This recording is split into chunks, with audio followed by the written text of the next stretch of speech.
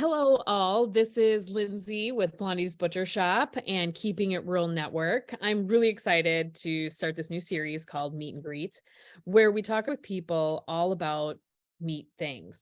I'm so happy to host this series and bring you an inside scoop on this entire process, from the farmers to the science to the butcher and right down to the preparation of delicious meat products. First of all, I want to tell you a little more about my life as a small town butcher. I have a small meat locker. I'm custom exempt in southeastern Minnesota. Our theme is pink, and we claim to be the only pink meat locker this side of the Mississippi. But to kick off this series today, I wanted to start with the essential background in both the history of meat science and the science of meat. The best person I could think of to have this conversation with is Dr. Loren King, a meat scientist at the University of Minnesota. Ryan's focus is on value-added animal product processing and safety, feeding biofuel byproducts to livestock and its effect on meat quality and safety, pre-harvest effects on meat quality, the effect of alternative finishing systems on the consumer perception of quality, processed meat technology and alternative methods providing safe and wholesome products to the consumer. So with that, I say welcome, Dr. Cox. We're really excited to have you. Thank you very much. It's great to be here. I've always enjoyed this group. Enjoy visiting with you.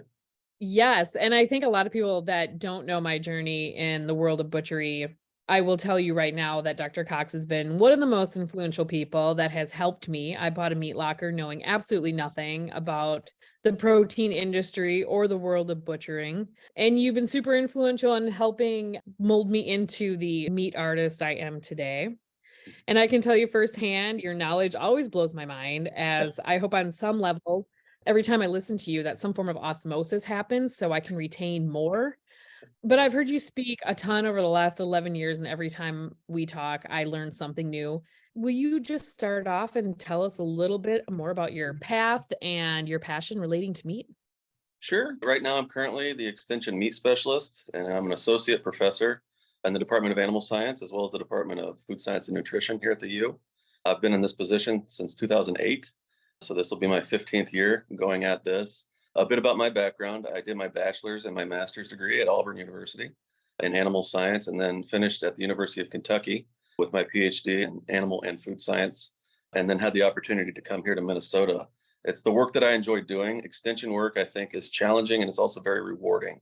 So essentially, extension is where we are teaching the public, teaching the state and the region that we're in, as opposed to just the students in the classroom.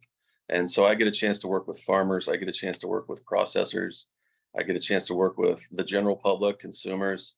And it's a lot of fun. It's an opportunity to teach people where their food comes from and how those things can change, how those trends can change, and what we're doing in agriculture, basically, to make it safer, more sustainable, more appealing, more novel, and all of those things. So it was a chance in school for me to take chemistry and biology and things that I struggled or may have seemed a little dry, and I put it in terms of my dinner.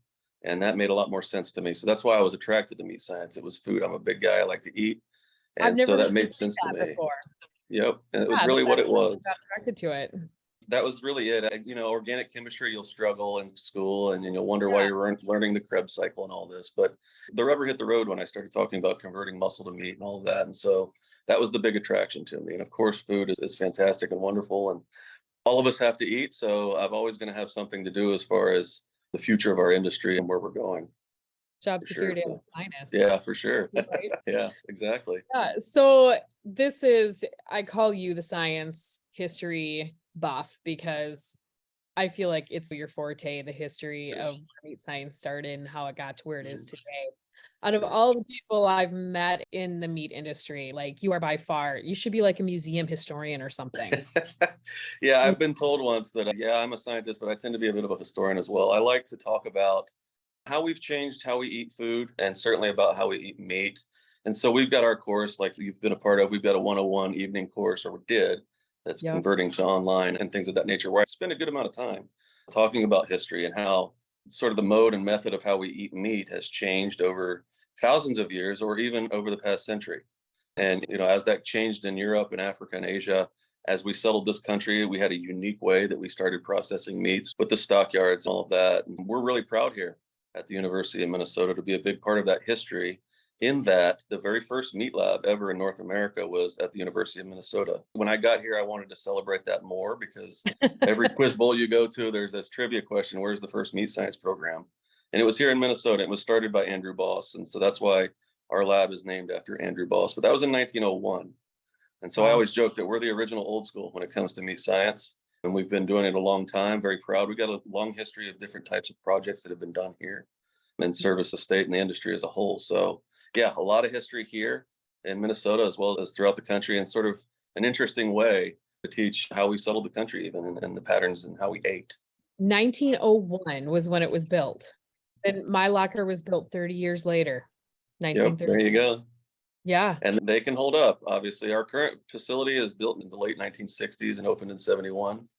And so even this facility is getting older now. We always say it's like a museum full of new equipment because it's constantly being updated. So the shell itself has a lot of history, but there's a lot of innovative technology inside, that's for sure. There is. There Yeah. is. My place, not so much.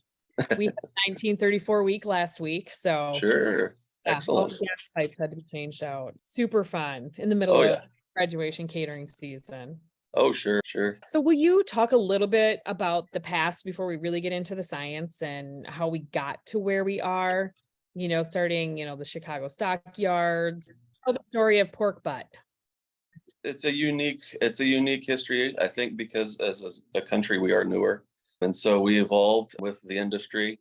And so generally speaking, when we settled our country, a lot of processing was very local and limited. You were essentially consuming the meats that were processed around you in your community. And from a food safety perspective, I would say that's not bad. I mean, we can impact very few people. However, obviously with efficiencies over time and over the turn of the century, basically the Chicago stockyards became the capital of processing in the country. Over 80% of the meat processed in the United States was processed in Chicago at the turn of the century. That's That is amazing. just a ton. And so if you think about that, that's a distribution story. And so we've got meat going or animals going to the middle of the country, being processed and then going back out. And so you can see some inefficiencies there as well. Obviously, we started to deal with environmental issues with the concentration of that much product on animals and water quality, et cetera. Over time, that did go back out. So where you see the packers sort of spreading a bit more, but still the packers are in the middle of the country where the corn and the animals are. So we've got that efficiency as well. And that's really how we evolved. Something we talk about with the stockyards themselves is that is the beginning of an assembly line. In reality, it's a disassembly line.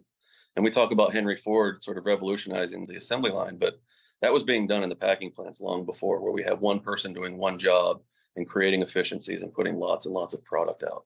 So that's an interesting sort of part of our history and leads us to thinking about efficiencies and in the ideas of boxed beef and boxed pork, where we can do those things at the plant and then just simply distribute the items of demand.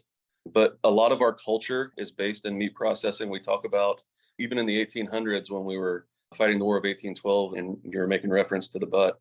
When we talk about something like a Boston butt, which is a shoulder, it shouldn't be called a butt. We think Right. about those slang phrases, those come from meat processing. Butt is a slang term for a barrel. And so we were stuffing meat into barrels with salt. And so meat packing, that's where the phrase meat packing comes from, or pork barrel comes from. And we were packing that meat, and commonly it was those shoulders that were going into the barrels. And in the War of 1812, those were going to our troops. And so those barrels would be stamped with US cavalry. At the time, the largest processor in the country was Sam Wilson out of Troy, New York. And so that the soldiers started joking that they were getting their food from Uncle Sam. And that's where Uncle Sam comes from. So the recruitment poster where he's pointing at you is not really about the army, but he was a meat processor. He processed pork. So just one example of how we've sort of laced meats and our food into our culture, our folklore.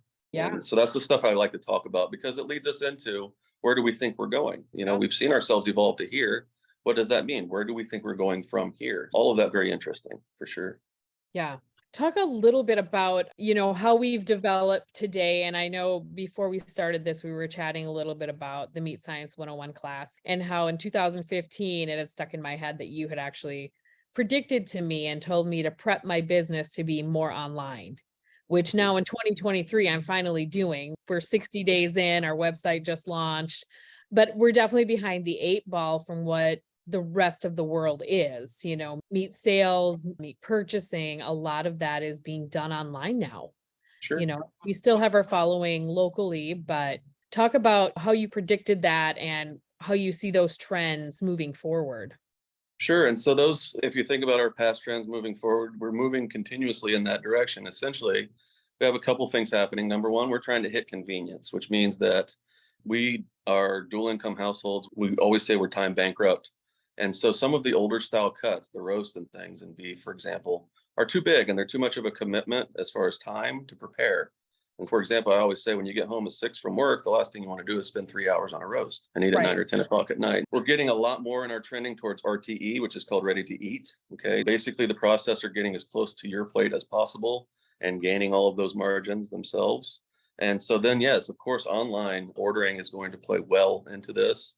Essentially, the other thing is the vertical integration of the industry as well, where a company not only may own the animals, but may also own the trucks, the plants, and everything in between. And so that trend continues. When we look at home delivery, a lot of efforts now are being looked into how we can properly refrigerate or freeze meat for delivery, for home delivery, whether that be in boxes by trucks now or possibly by drones in the future, which I always said could be a possibility as well, depending on how the industry goes. What do we need to think about as scientists in meats and food to stabilize that product and make it safe for something like a drone flight to a remote area in rural Minnesota and do that reliably and consistently? So again, lots of exciting trends that we can start to think about. And I think that some of them are taking place. I can tell you anecdotally from my world, my wife and I get most of what we buy as consumer goods online and have them delivered. We like to shop for groceries, of course, but Yeah. more and more of what we get is just being delivered to us. Yeah. And that certainly I don't think is going to stop. So I see that trend continuing and the RTE trend continuing more. The processor wants to be a bigger and bigger part of your meal planning, essentially. So that they're not just selling you the meat, but perhaps they can season it for you. Perhaps they can pair it with other sides, other proteins, other vegetables, etc. And that's what they're selling you. So they're not just selling you the meat, they're selling you the experience, they're selling you the meal. And I think that's where we're headed. Since 2020, I mean, we've seen a huge divergence of people coming back to the small town butcher.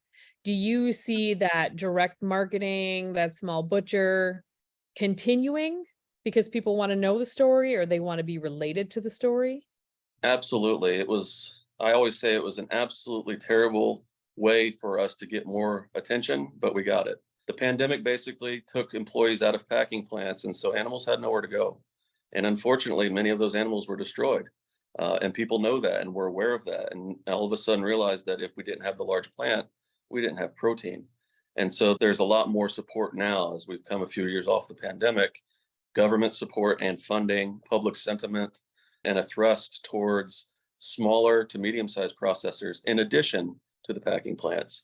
Packing plants don't go away, obviously, but the option for the smaller processor, the more localized processor, is certainly very popular right now, and I think is going to continue to be very popular. To that end, and evidence of that is the amount of training that we're doing now, working with both trade schools and even high schools and middle schools in that career opportunity type of venue. We're seeing meat processing being taught more and more to younger people that may not go the university route. They may go the trade school route, or they may go into the industry. And we like to make opportunities for those people as well, because you can do very well. The foods industry and the meats industry is very lucrative. You can make a very good living in this industry. And ultimately, it's a lot of fun, I think. We're making a lot of great products. And we're always going to be popular. We've got the food. We've got the center of the plate. We work in meats. People are usually happy to see us. Right. Yeah. So will you switch gears a little bit and let's talk a little bit more about the science? Like, what are some of the basic facts we should all know about the science behind meat, the composition of the product, and the experience Sure. at the end of the day? Sure. Yeah. So when people hear meat science, you see my hat and my white coat, and you think, oh no, they're probably doing something strange to meat. I always You're joked we're dumping kidding. Drano in meat and seeing how we can taste it. But that's not what we're doing. As meat scientists are here to evaluate current and modern agricultural practices, and if that is having any sort of impact on our food, and if it can have an impact on our food. If we look at finding, say, a distiller's grain as a cheaper alternative to feeding livestock, and I start Yeah. feeding distiller's grains from the ethanol industry to cattle, which works, does that change the composition of beef? Does that change the composition of pork? And the answer is, certainly in some cases, yes. Like in pork, we do see some changes in the fat. We don't see it necessarily as much in beef. But those are the questions that we're answering. Are we doing things that can impact the quality of the meat, or are there practices in agriculture that we can make the product more efficient, Yeah. safer, more sustainable, more environmentally friendly, if you will. And that is constantly being done as well. We are the first environmentalists, animal scientists are, because that's what we rely on.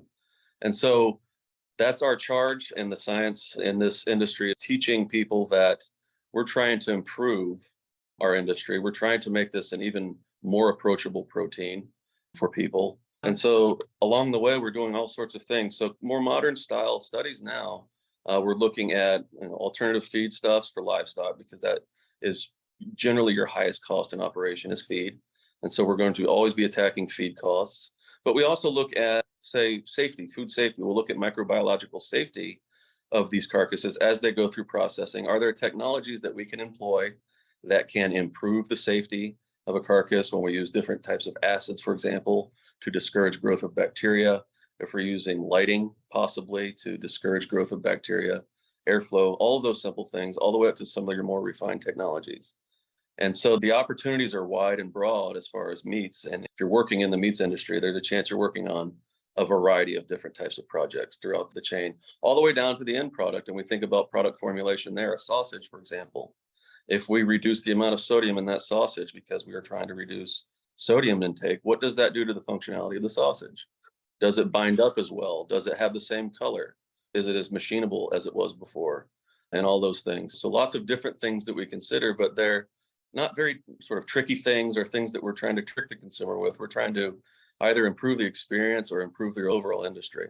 No, and that's the truth. I think we found it in the meat world that we're being attacked, and accused of doing things wrong or inconsiderately. And that's a lot of conversation. So there's a lot of alternatives out there that we talked about, that you have talked about very eloquently. The facts behind the meat and the meat alternatives. What does the average person need to know about this new product coming out? Sure. So we've got meat analogs. Basically, we're using vegetable proteins, a variety of different proteins that mimic the meat experience, the eating experience there. I'm always for the advancement of science. I believe in food science. I believe in us advancing all of those technologies. Cell or lab grown meat is also something we discuss a lot. So those are two different approaches to an alternative to the current livestock system. So yes, if we're eating vegetable protein as meats, we're still eating an agricultural product. And so I'm happy about that. We're eating a crop, but understand that is a very different product. And we mimic meat. Meat is easily the most complex food that you'll eat. There's so much to it because it was a living animal. There are lots of different chemical reactions, for example, that take place to get us to what we have. The structure of meat is very complex. And so mimicking that is never going to be exact if we're using proteins, vegetable proteins, but we can get close and we can make products that people can eat and appreciate. And I'm fine with that. Even if they're looking to reduce the amount of meat they consume. They may be a meat consumer that eats this product occasionally. And so I encourage that as well. But I do very strongly remind people that this is not the same product. I just consider them different food products. And there's nothing wrong with that. I just don't want to call it meat, but I have no problem with there being a protein style burger, et cetera, that came from vegetable proteins. And then, of course, the lab grown meat is another example of where we're trying to obviously put our best foot forward. There's groups of people that believe that if we were to remove that element, that agricultural element of our industry, that we could improve conditions for the environment. That is certainly debatable for sure, looking at how efficient a lot of industry is now. But even then, we're still in sort of the fledgling steps of creating lab grown meat, understanding that meat is complex. It has protein, it has fat, it has connective tissue, and all of those things are contributing to the eating experience. So again, I encourage that technology. I don't know why we would ever want to discourage, advancement of technology, but we just need to understand that they're different products. And if we understand there's different, then we can say there's room for all of them on the table. And that's the key. There's room for all of them on the table. I'll get asked commonly about things like comparing grass-fed beef versus grain-fed beef. And my answer is the same. Those are two different products, and there's room for both of them in the meat case. We're not going against each other, really. We're just trying to find more opportunities for people to eat protein. And so for that reason, I'm pretty happy about it. Yeah, I always I turn it on them. I'm like, well, what do you want for your family? Where do you find your line and what you want to feed your family? I mean, even within meats, if you have a choice or a prime steak, that's a different customer than a select steak, somebody that may be looking for something leaner. And so even within that protein, we've got different customers. And it becomes apparent when you think of it in that way, that obviously outside of meat, there's going to be all sorts of different customers that we could perhaps capture with some of these alternative proteins as well. So plenty of room at the table. I'm not going to stop eating. Yeah. So as long as we're talking like the meat science, I feel like Mhm. a lot of people don't realize how much byproduct comes out of these animals. No matter Sure. what species, we're always producing really great byproducts. Like beef right now, we're trying to utilize tallow into a Jet A fuel Hmm. and call it an economic or an eco-friendly fuel Sure. choice. Mhm. What other things would you say would surprise most people to know that makes Oh, a great byproduct? sure. And I think I've seen a TED talk on this before where there was an individual, she actually had a book of, I believe, over 300 different products that came from one pig. So definitely take a look at that. But it's shocking. I think a lot of people don't understand that we are trying to use absolutely as much of that carcass as possible in the industry because that's the efficiency. We're not looking for waste because waste is loss. If you think back, even when we were making nitroglycerin from lard, I mean, for the war effort, all the way to hairbrushes, gelatin, obviously coming from hides. So we've got anything that has gelatin in it came from the byproduct industry. We can use bone or blood and we can actually create a meal, a food for livestock that goes back into the industry. And so many other leathers, of course, from hides, footballs, baseballs, all of the different items that you can see. We've got a display even here at the university of all the different items that can come from the meat industry. And these are byproducts, but in reality, they are just products. And for example, that's where you would see in the original Chicago stockyards, that was the explosion of that industry. That byproduct industry is hand in hand, had to be there, had to be right next to the packing plant so that we had a destination for all the things that weren't food, or a destination for all the food things that Americans would not eat today. And so we still have that power as well with organ meats, etc. So lots and lots of different products coming from animals for sure. It goes so much more beyond just the meat of the animal, even though Mhm. that's our favorite part, but Sure. how much even daily life is affected by that. To take it and to wind this up, because I know your time's super valuable and I'm so glad you took it out of your day. Let's talk something a little on the lighter side. How Sure. would you pick your favorite steak? Aha, favorite steak. This is one of the biggest questions I get. I do Right? workshops all the time, as you know. And so with all the workshops, everybody usually asks me that question. What's your favorite steak and how do you make it? And so my answer is, well, what's the meal? And I've got a few that I like. It's all in beef. I'll start and I'll say generally butchers like ribeyes, but I like to go up into the chuck eye I because knew it's you'd essentially say a rib. that. Yeah, it's a ribeye with a chuck price. And so if anybody's ever looking for that, take a look at chuck roll or the chuck eye, or also called a Delmonico steak. Fantastic. So that would be my center of the plate. Probably the most versatile right now would be the flat iron. I use the flat iron a good bit. Second most tender muscle in the carcass comes from the chuck. Came from research done by meat scientists, so I'm proud of that as well. And it's incredibly good cut. And then I also like things like skirt, like beef skirt, which is diaphragm because it's such a rich flavor. And I like a lot of Hispanic type of meals. And so I end up eating a lot of skirts. Again, depending on the meal, if it's a Delmonico steak, like I said, I'm cooking that to rare or medium rare at the most, or blue as they call it. Love that. If it's the flat iron, I'm going to be cutting that on a bias for something like a fajita. And the same is true of that skirt. In pork, you can't go wrong with a shoulder steak. People love pork chops, but the shoulder steak has a little more fat there for flavor. It's a little bigger. Typically cut a little thinner and it's very approachable as far as surface area for all your seasonings and sauces as well. You can't eat pork unless you're eating ribs. And then finally, my favorite is sausage.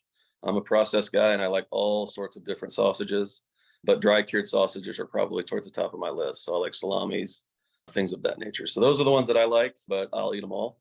I enjoy You them do all. make I've a good eaten chorizo. yes. Chorizo Yeah. is another one that I really enjoy doing because it's a great way to teach science because it's a loose sausage and we talk about acidity and all of those things. So chorizo is excellent and it's very versatile.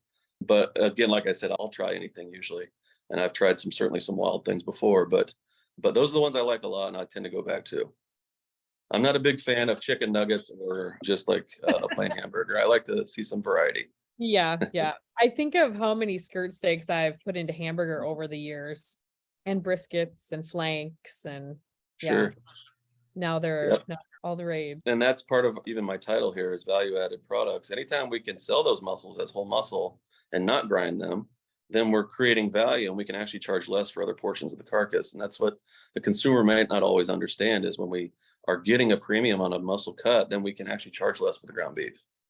because the break even is going to shift us that direction. So it's a win-win when we can market things like a flat iron that we didn't normally market before like that, or a skirt, taking it out of grind and actually marketing it. It can go for a little bit higher value. And so that always benefits our industry. Yeah, no, that's so great. Ryan, thank you so much for your time today. Sure. As we kick off this series, you were the perfect start to this with your history. I'm honored, and it's been fun. I really enjoyed it. It has been fun. Thank you for keeping the ball rolling on this, Sure. and we'll see you guys down the road. Very good. Talk to you soon. It's not a party without you there. Follow Our Crazy on Facebook and Instagram, and be sure to check out all episodes and extras at keepinitruralgirls.com. That's all, folks.